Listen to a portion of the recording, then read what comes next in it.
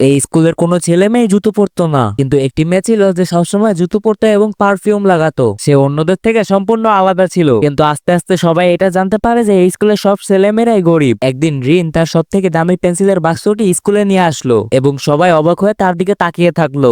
এরপরে একটি ছেলে রিনের কাছ থেকে একটি রং পেন্সিল নিয়ে গেল। সে সেটিকে অনেক জোরে ডাবালো, যার ফলে সেই পেন্সিলের মাথাটি ভেঙে গেল।